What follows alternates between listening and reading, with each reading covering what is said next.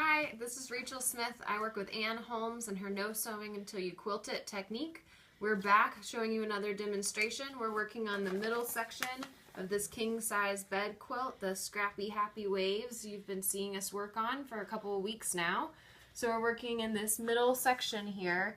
I'm going to be building this curve today and we'll speed it up so you can see it go quickly. Last demonstration I did, we worked on this curve on the first panel. And with this technique, you can build either inside out, outside in. You can build it however you like. The last time we worked our way into the quilt, so I was clipping the inside curves. I'm going to do the opposite this way so you can see that you don't need to clip curves too. So here we go. I guess a couple other things we've already taken off, so this is what I'll be building today. We've already built around it. We've left down these pieces along the edge so that we know where we're marking with our registration marks or what we're lining up with. But with the freezer paper pattern, all of us quilters love to see our fabric. So you can also, if you're not reusing your pieces, you can rip your pattern pieces, leaving the edge so that you can still use it as a marker and then see what fabric you have up underneath. I can get this one. And for the tricky ones, you can use a sewer's stiletto or a bamboo stick. And the freezer paper doesn't leave residue. So there we go. Okay, so I'm working towards the edge of the quilt, so not clipping curves. I'm just going to scoot everything down so I can see what I'm doing.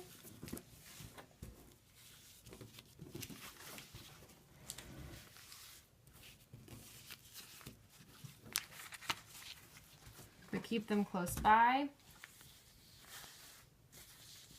Alright, so I'm going to start with this piece 101, 102.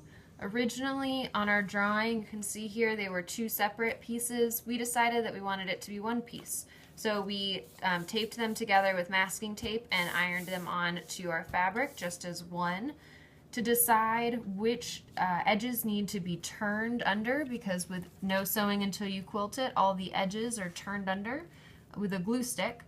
So I lay my piece where it would go, matching the numbers, and everywhere that it touches another piece of fabric that's already down. So here it's touching all the way around to basically where this piece 102 would end. All of that is going to be turned edge. The pieces are interlocking just like they would in traditional quilting. We just don't have to sew it to interlock them. So these edges will get turned. I'll leave these unturned so that this next piece, 107, will interlock with it. We'll fold that one under once this one's down. So here we go.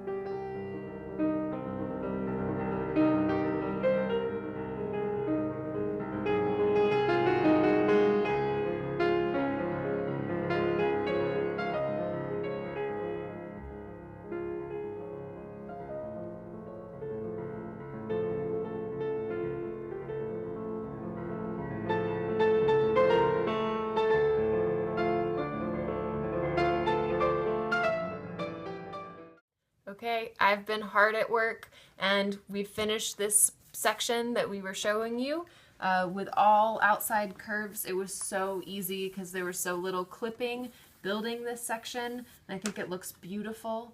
We're almost done with this middle panel. Our next step is to scoot the quilt up the table to finish the bottom third that's hanging off right now. And then we will be on to our third and last panel of this king size quilt, so stay tuned for that.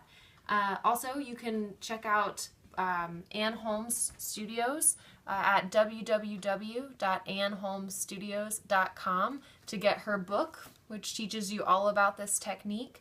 An easy beginning project is Holiday Rows, where you can learn more about building with no sewing until you quilt it, and specifically how to do curves, which is so great. Okay, happy quilting!